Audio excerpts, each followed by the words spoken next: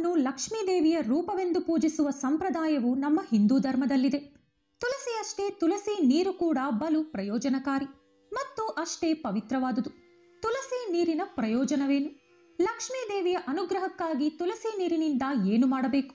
ಉದ್ಯೋಗ ಮತ್ತು ವ್ಯವಹಾರದಲ್ಲಿನ ಪ್ರಗತಿಗೆ ತುಳಸಿ ನೀರನ್ನು ಯಾವ ರೀತಿ ಬಳಸಬೇಕು? ಈ ಎಲ್ಲ ವಿಚಾರಗಳನ್ನು ಇಂದಿನ ಈ ವಿಡಿಯೋದಲ್ಲಿ ನಿಮ್ಮೊಂದಿಗೆ ಹಂಚಿಕೊಳ್ಳುತ್ತೇನೆ. ಅದಕ್ಕೂ ಮುಂಚೆ ನೀವಿನ್ನೂ ನಮ್ಮ ಚಾನಲ್ಗೆ ಸಬ್ಸ್ಕ್ರೈಬ್ ಮಾಡ್ಕೊಂಡಿಲ್ಲ ಅಂದರೆ ಖಂಡಿತ ಈಗಲೇ ಸಬ್ಸ್ಕ್ರೈಬ್ ಮಾಡ್ಕೊಳ್ಳಿ. ತುಳಸಿ ಗಿಡವು ಮನೆಯಲ್ಲಿ ಧನಾತ್ಮಕ ಶಕ್ತಿಯನ್ನು ಹೆಚ್ಚಿಸುತ್ತದೆ.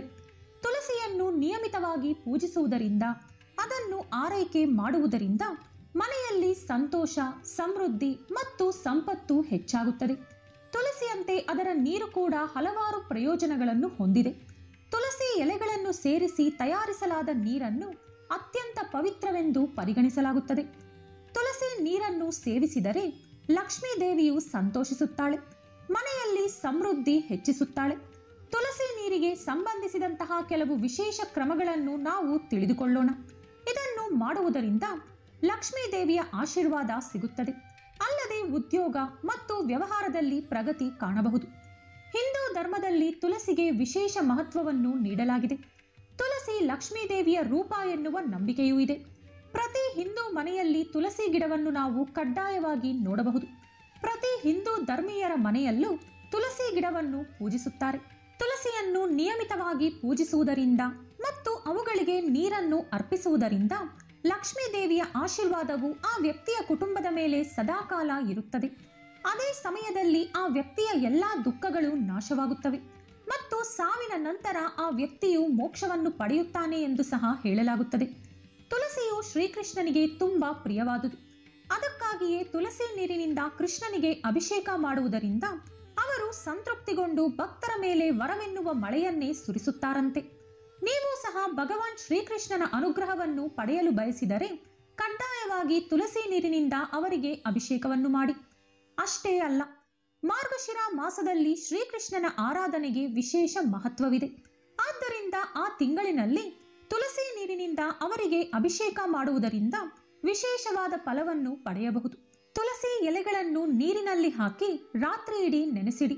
ಇದಾದ ನಂತರ ಬೆಳಿಗ್ಗೆ ಮತ್ತು ಸಂಜೆ ಪೂಜೆಯ ನಂತರ ಮನೆಯಲ್ಲಿ ತುಳಸಿ ನೀರನ್ನು ಸಿಂಪಡಿಸಿ. ಮನೆಯ ಪ್ರತಿಯೊಂದು ಮೂಲೆಗೂ ಈ ನೀರನ್ನು ಸಿಂಪಡಿಸಬೇಕು. ಹೀಗೆ ಮಾಡುವುದರಿಂದ ನಕಾರಾತ್ಮಕ ಶಕ್ತಿಗಳು ಮನೆಯಿಂದ ಓಡಿ ಹೋಗುತ್ತವೆ.